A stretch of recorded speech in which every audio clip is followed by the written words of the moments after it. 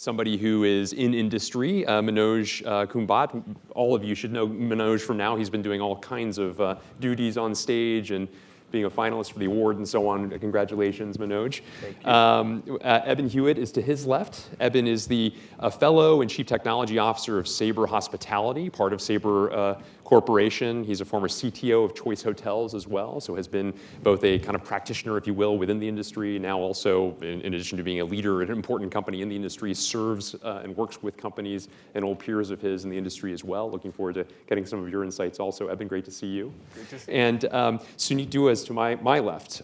He is, for 26 years, been at PwC, his entire career, I in fact confirmed.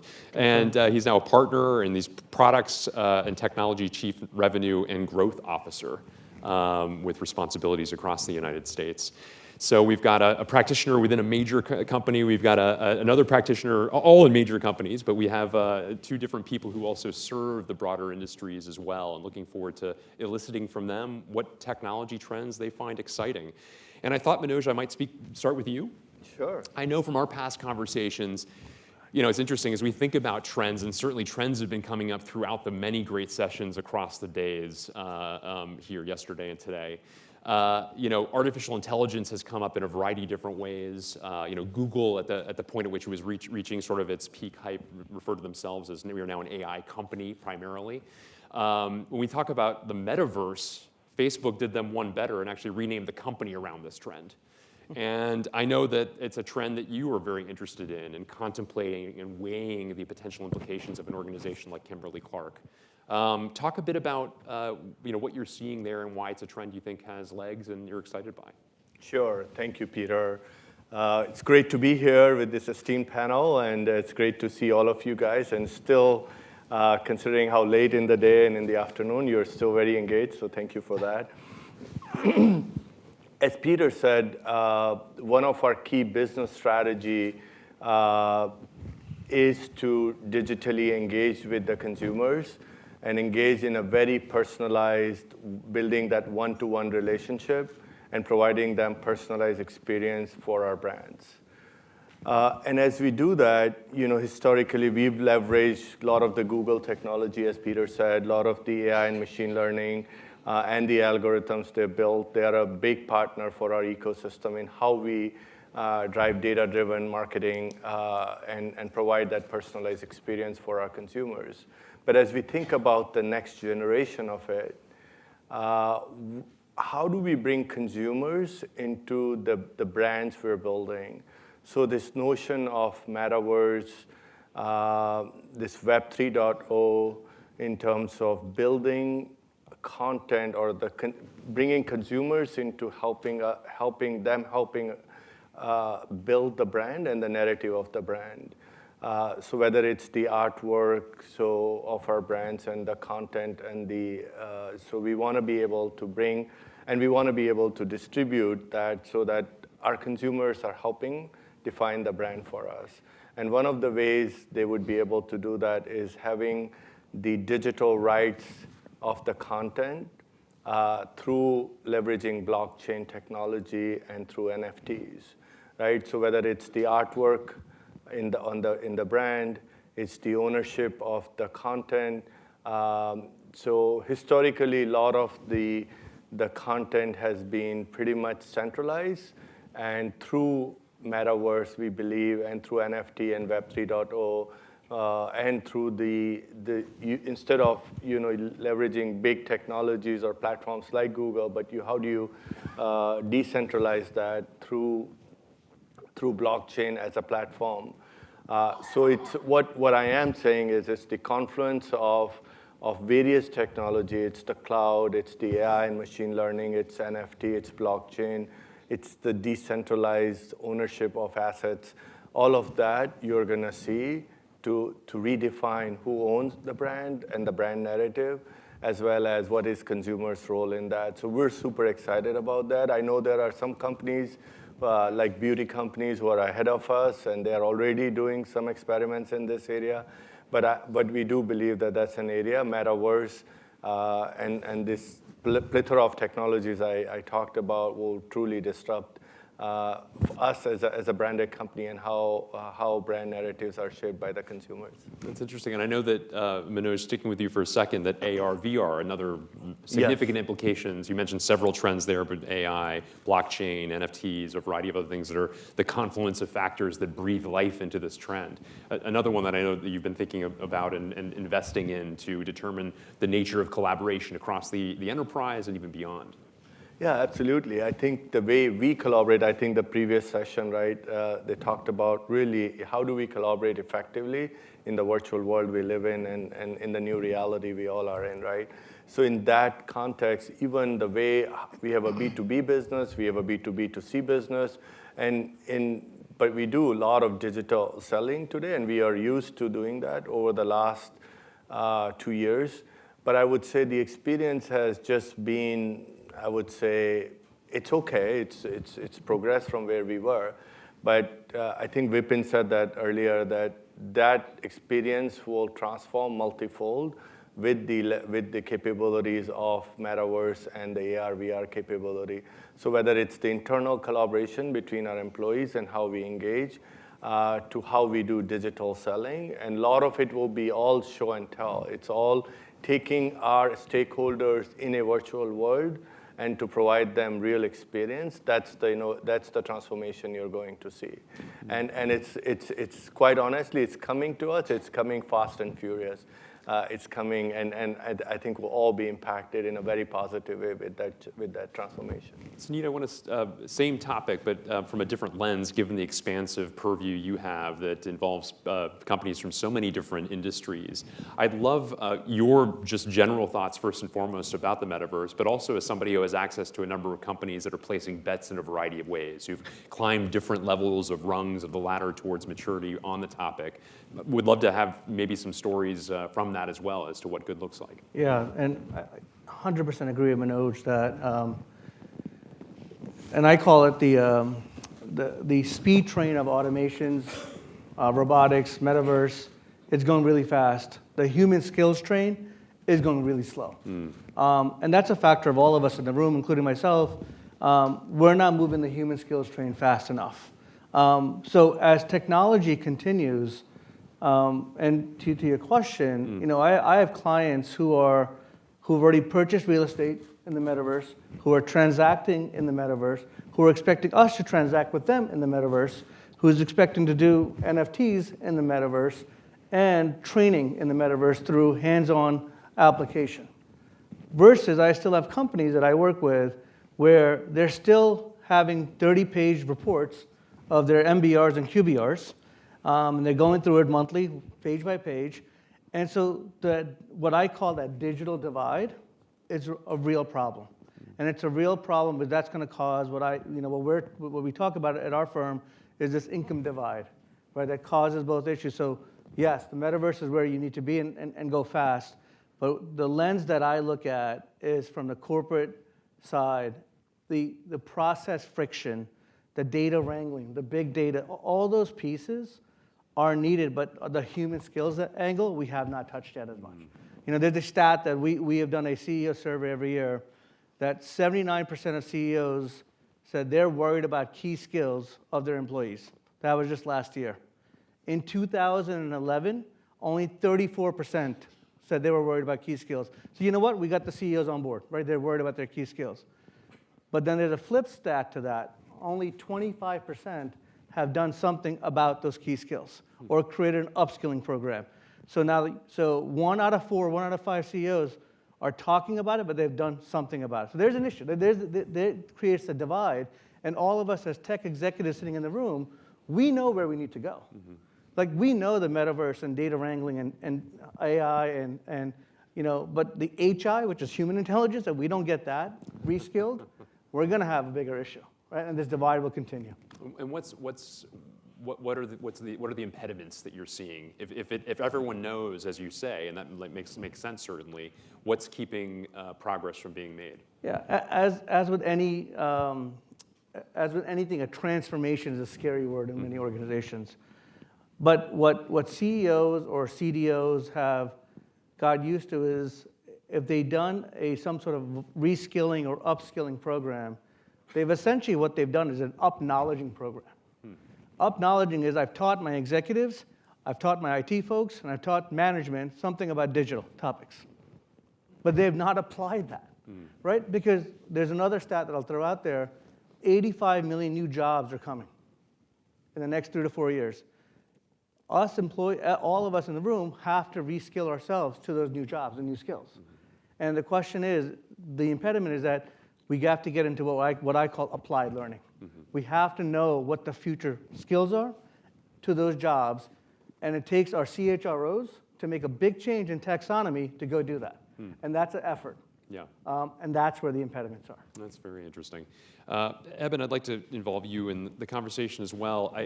From our past conversations, as we got into the topic of trends, you offered some really interesting and provocative thoughts with regard to how organizations think about this. That naturally, when we talk about trends, we think about these sexy new topics that we need to, develop a lab and go investigate. And many of those kinds of topics have already come up right now.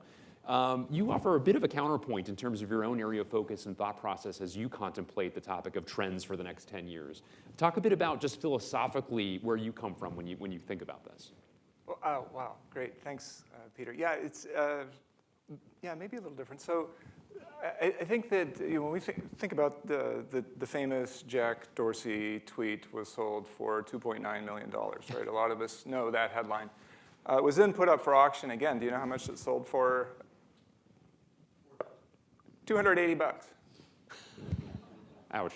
Right, laugh. We laugh. Why?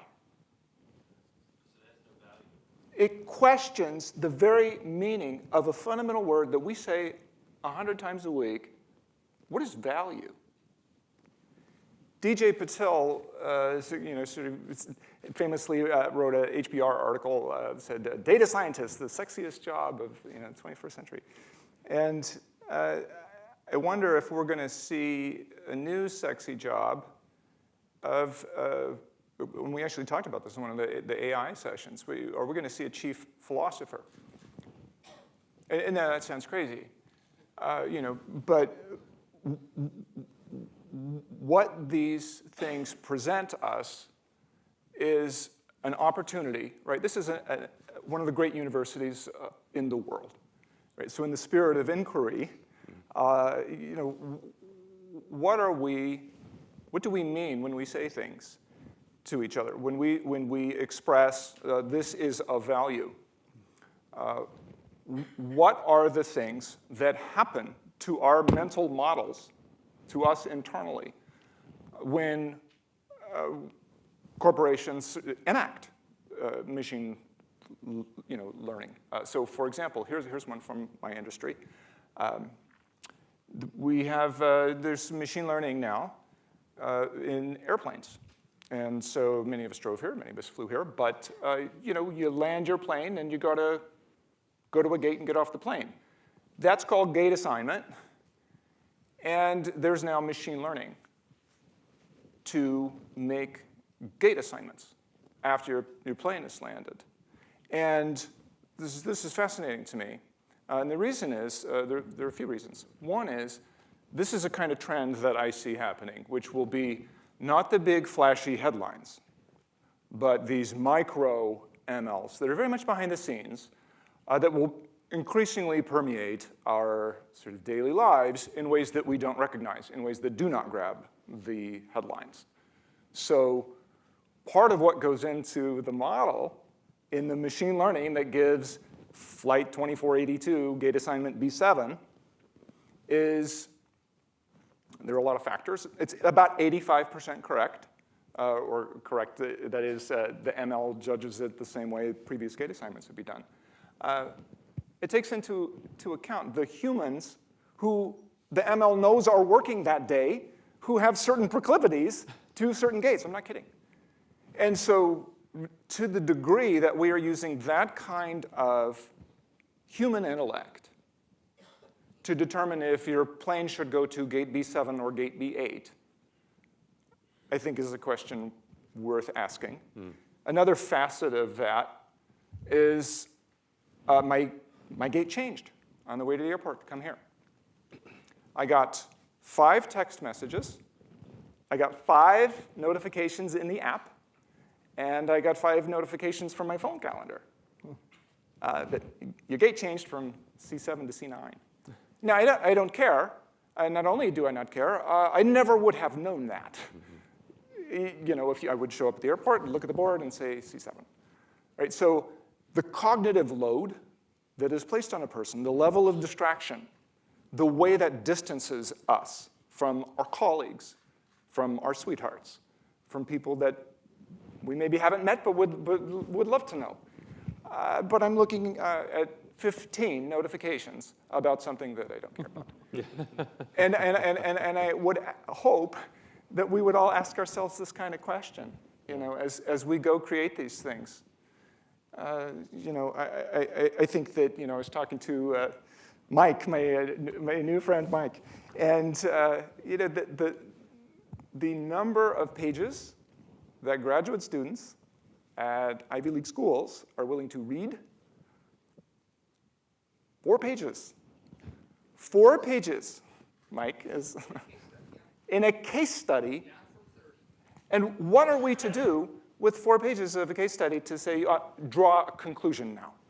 Go run your business now. Go lead teams now, because you understand something. Yeah. I think that's lying. Well, let me return to your point about the chief philosopher. A lot of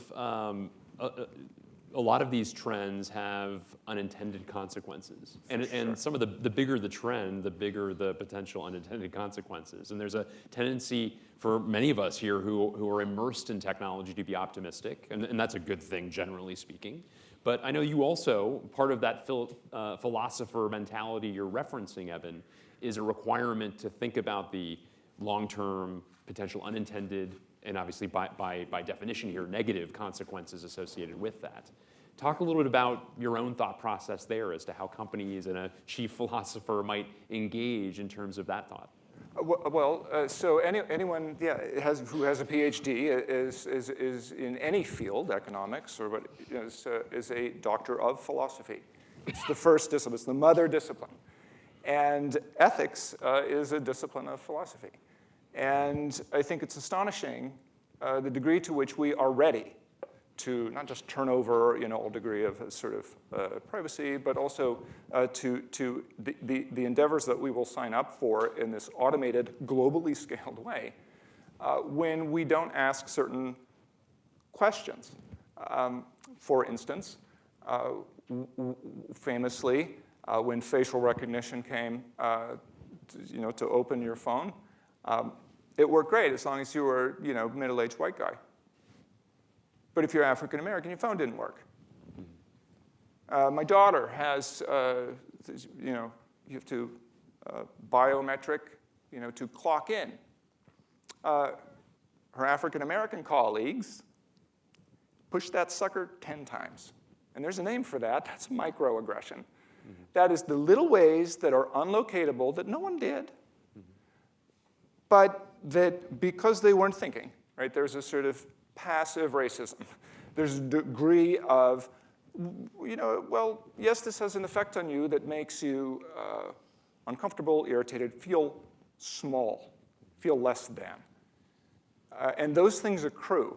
And I think if we don't ask these kinds of questions, we're going to, to a pretty rough place.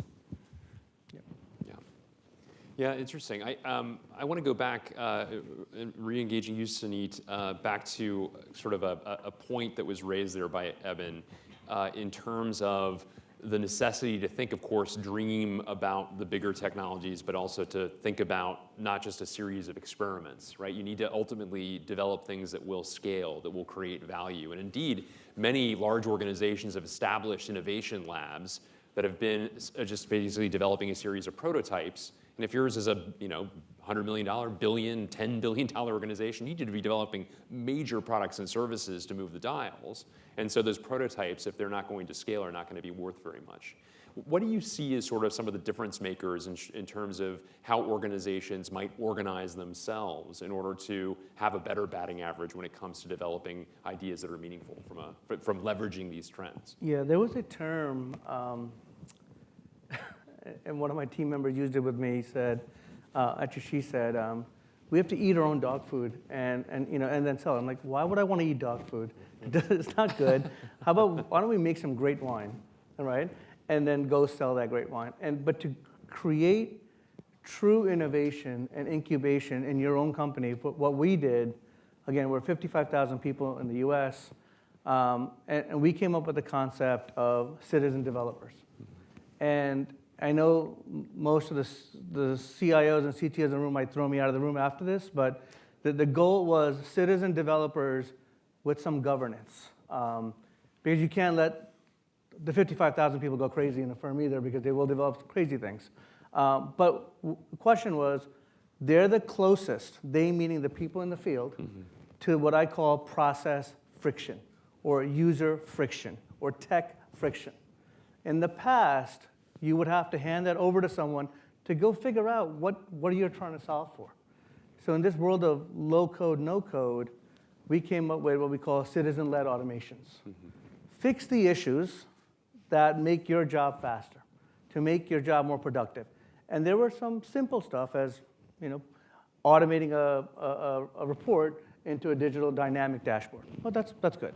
And some were really Mickey Mouse stuff. Our teams came up with a dinner bot where everybody can order dinner in the evening if they're working late at night or ordering a car late at night. Simple stuff. When it came to hard technical stuff, what happened was we created a funnel now, right, of real, what I call business-led issues. So there's citizen developers and there's business-led issues that's sort of what we call hardened assets. As these assets got built, the business, the experts, the folks in the room here and their teams, they took it and they started creating, right, the business-led stronger assets that should fit in our ecosystem.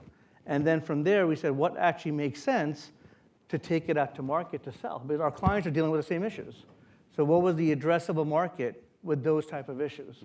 And that's how we sort of created this ecosystem of not the dog food, but great wine, right? Use it ourselves, scale it, have our technology experts agree to that this is a great asset for the future, have our marketing folks saying there's an addressable market, and then go sell it at scale.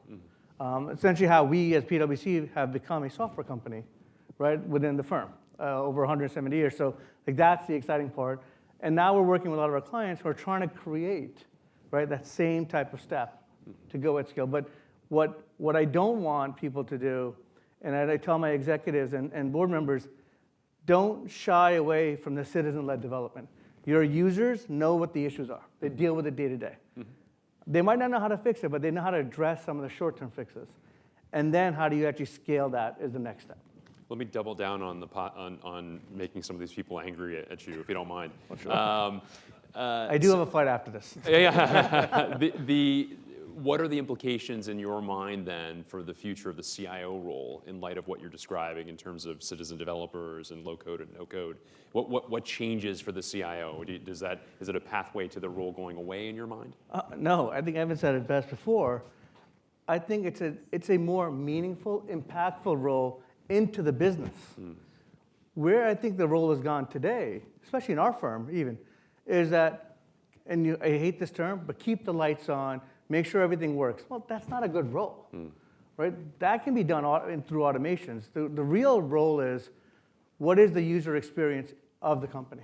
Yeah. Where do you want to go? Where do you want to take them? Yeah. Right? We just put out there, and it's on about $2.1 billion on our next people generation. And there's no way we can do that without our technology organization. And it's about them coming to the forefront of where do you want to put the future money in. Yeah. And that's what the role is even bigger, but the question is, it's closer to the business. I think in the past, that wall that was there shouldn't be there. Yeah. And Manoj can probably, he's doing a great job with his company, but it has to be closer to the business and to embrace the business. And in the past, you were here, citizen developers, and CIOs will kick me out. No, do not come in my environment. And that's a bad sign. No, great insights. Manoj, so you were a divisional CIO at Pepsi. You spent a number of years as the chief information officer at HCL. Now, of course, as has been noted before, the chief digital officer and global CIO at Kimberly-Clark. As somebody who's held these sorts of roles across very different organizations, talk a bit about your own thought process about the evolution of the role. As we think about trends, part of what I think is interesting to this group is the trend of the role itself. Where do you see it projecting forward as you reflect on your journey across multiple organizations, all of them very scaled organizations, and your responsibilities increasing in breadth and influence? Where do you see this going in the next 10 years, this role? Yeah, I've been asked this question earlier today, so I apologize if it's a repetition. But I will tell you that I personally have been really fortunate having come out of consulting and then truly in every job I've had that I was hired to transform for different objectives, for different, right? It could have been supply chain transformation, or it could be go-to-market transformation, or it is applying my supply chain knowledge from PepsiCo to apply that at HCL and apply that in a talent supply chain problem, right? Which we are all living through today, but right? And how do you do that at scale? So it's always good that I had those transformation experiences. But what's different today is than what's expected of the role is that how are you part of the C-suite, the executive team? How do you think about value creation through complete business model transformation, new sources of revenue? So it's not just marginally and incrementally improving what you were doing before, but completely thinking about how are you disrupting, how are you leveraging platforms to really think about your business differently. Peter, I was with the CEO of John Deere, who came actually from the technology world. He was a CIO at John Deere and eventually got promoted to be the CEO of John Deere. And now I think since he's been in the role, he's created significant shareholder value by completely transforming the company. Every equipment they sell today is equipped with GPS, with IoT devices, with sensor technology, and they have and the value they've created in turn for their customers, who's a farmer, both large and small, where their three single biggest goal as an enterprise is how do we make our farmers more profitable, more productive, and more environmentally sustainable, right? So if you have that, if technology can do this, I think that's what is expected of every CDO, CIO role today, is how do you disrupt your business to completely, think about a business model disruption. And that's sort of what I've seen the role evolve towards. That's great. I love that. As part of my Forbes column and my Technovation podcast, we profiled a number of CIOs turned CEOs, like the one you referenced, Vanguard's current CEO, former CIO, Intuit's CEO, Sasan Goudazi, former CIO, Fifth Third Bank, a big Midwestern bank, former CIO is their CEO. It's remarkable the expansion of these responsibilities and higher degrees of value delivered, expanding to the ultimate position, the big chair within these organizations as well. Staying with you for a moment longer, if I may, Manoj, I know there's getting back to a specific technology trend that we might mind in conversation here. Quantum computing is something you're excited about and beginning to dip your toe in the water to identify sort of the use cases and implications for an organization like yours. Talk a bit about your thoughts there. Yeah, absolutely. I think we think about research and engineering. We think about high-performance computing, how we model.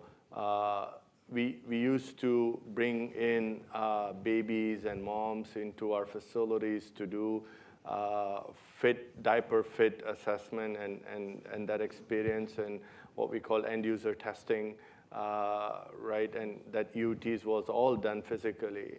And now it's all done digitally, and all it's done through through algorithms and machine learning models. And so in such and we use high performance computing for something like that. So quantum definitely is something, we see that as a trend and something we're looking forward to, and I'd say the innovation, obviously, or the advancement in technology, I think we're going to see, in a couple of years, right? I think the one related point I would make is also the advent of 5G, right? One of the big things we're focusing on, and not only us, but every manufacturer today, is how do you drive manufacturing efficiency and reduce waste and also have better predictability of failure of your equipment. And for all of that, you need a lot of machine learning and AI algorithms running into what we call edge, into your factory and into your mill. And for that to be successful, I think the ability, the 5G and the quantum computing working together in confluence will create high performance applications at the edge and seamlessly working within the cloud environment, and you'll see a lot of advancement. And I'm giving a manufacturing, but that can be applied to anywhere where autonomous vehicles or autonomous anything. So the John Deere example I gave, they have the ability for the farm equipment to run 100% autonomous on a 100-acre farm without farmer using any of their time operating that equipment, right? So you see those trends, and a lot of the technology is running on that edge, and a lot of it is possible or will be possible or will accelerate with 5G as well as quantum computing. Yeah, very, very interesting. Eben, I'd like to go back to you, if I may. We are, yours is an industry, hospitality, the industry you focus on, that has gone through its most trying period ever. The late CEO of Marriott referred to it as worse than the combination of 9/11 and the financial crisis of 07, 08. And I wonder now, as I guess it's debated as to whether we're fully emerging, of course, but as things progress and coming out of this trying period, as somebody who, again, has been an executive in this space, in addition to an organization that serves the space as well, as you now project forward based upon the learnings of the past 2+ years, what are some things that come to mind as trends that are salient? Yeah, well, I think that, as we saw in the last fireside chat, there's some discussion about this with Vipin, and I think that we're going to see, again, I hope, we are asking ourselves certain kinds of questions. We are coming to a sort of fork in the road where I think we can just do the technological thing, or we can introspect. And so the technological thing says, oh, hybrid, and we all sort of have endured that. We know what that means. Our sector was beat up really badly, really badly. And I think now there's a sense that people are excited to be able to travel again. I wonder if that will persist, or if it's, there's a novelty of, wow, I haven't seen anyone but my wife for 2 years. And it's fun to be out in the world, and I forgot what it was like to be in a new city. There's a novelty there. Will that persist? I don't know, because we possibly could come back to a place where people are traveling a lot and doing groups and conferences and meetings, this sort of thing, a lot more. But the bulk of the money made in the travel industry is business travel, because no one, it's a class of people that are going to get a $15,000 plane ticket to have a one-day business meeting in Paris and come home the next day. And as businesses look at their bottom lines, because travel's not the only one being up in COVID, they might start saying, do we really need to do that, or could we do that on Zoom, or could we do that? Can't you just be a holograph in the metaverse instead? So I think we're going to have to, again, ask ourselves, we can sort of know that the technology can do a lot, right? But we also know that we're going to have to confront what do we value? What matters to us? Is there value, more value, right? In sitting here together, there are people seeing this virtually.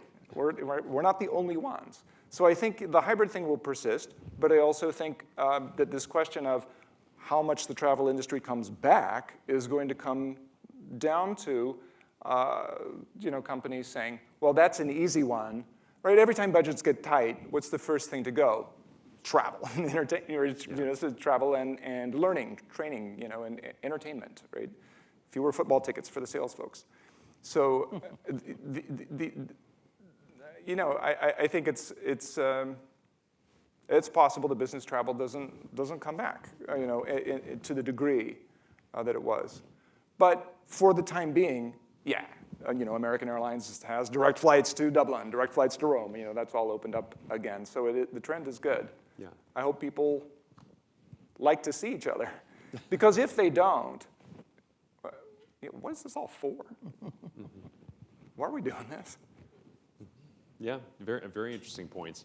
I would add to it, and maybe a very quick, in the sort of 5 minutes we have left, just a quick response from each of the three of you. If I may weigh in for a second in terms of trends that I think are going to be of critical importance to all of us across the next decade, is continuing to figure out how work is going to be done and where it will be done and how best to interact. There's this, pre-March of 2020, 98% of all work was done in offices. That was a given. If you change firms, you would change cities based upon where your firm was, right?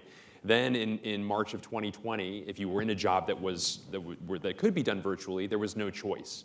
You went home for your own safety, that of your family, that of your colleagues. So level playing field to level playing field. And it's only now that the unleveling of the playing field is really beginning. And that has a whole host of challenges that we haven't fully realized, or perhaps we're just entering in the experiments associated with that. And by definition, some of the hypotheses we have going forward will be wrong. And so we need to continue to test. We need to continue to validate, to determine what's working well, what isn't working well, and so on. So maybe just like a very quick moment, again, I think we've got about 3 or 4 minutes, maybe a minute from each of you, just in terms of your own thought process about the future of work in the next 10 years. Anything that makes you optimistic or that you're curious about? I mean, love where the technology is going. Where I'm getting a little bit pessimistic on is all of us in the room have a fiduciary responsibility to our people, to your teams, to take care of their skills and to figure out what the skills are for the future. And if we don't do that, automation and technology can go so far, right? And that's where I think the excitement is in this world of inclusivity and bringing all these skills are not for just only the few who go to MIT. It's for everyone. And it's a chance to really give back to the whole enterprise on giving these future skills and training and retraining them. And I know you said training will be the second to go. That's what I'm worried about. Right? Once cuts happen, reskilling will be the first or second to go after travel. And we can't do that. We got to take care of our people, and that's my biggest thing. That's a great point. Manoj, any thoughts? Or? Yeah, I think, Peter, hybrid is definitely here to stay, and I do believe, I think Vipin said this earlier, the flexible, right? And I've been telling my leaders to, one, how do we engage the empathy, the flexibility, just understanding the unique needs of our employees.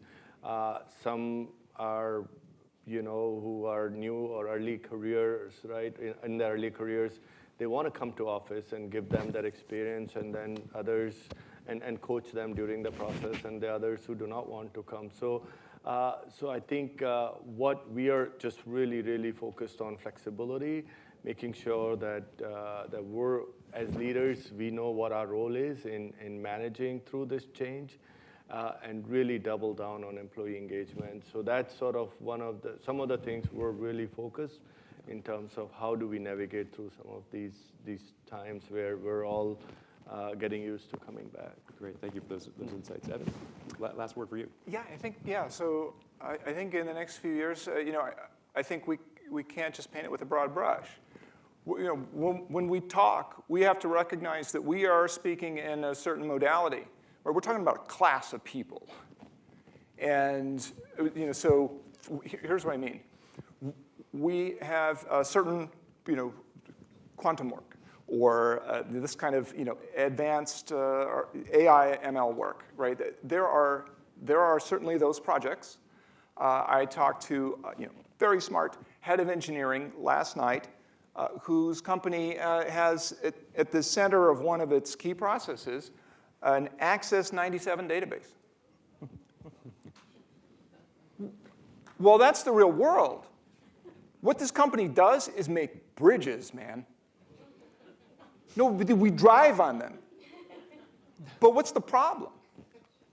Access 97 sucks? No, I mean, that's not actually a problem, right? And so it's at the middle of this process, but there's another class of people that are saying, hey, we have this process, we have this set of tools, and we are interdependent.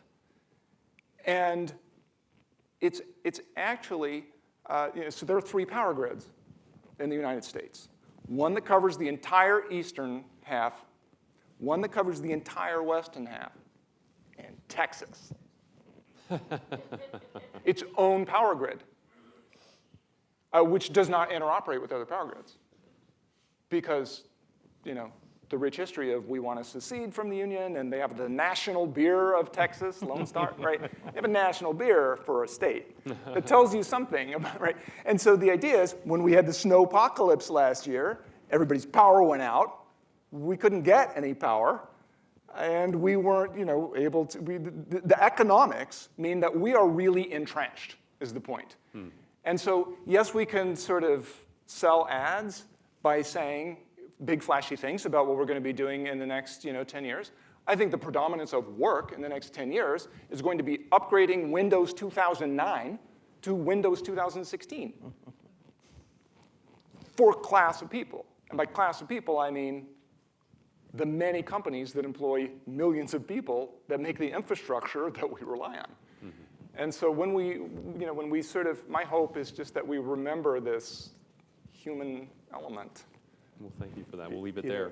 Oh, Manoj. Sorry, I was just going to say that we talked a lot about technology and in the session today, but I think it's important reminder. I think you touched on the talent topic a couple times, but the cyber security, privacy, and ethics, I think you hit on that.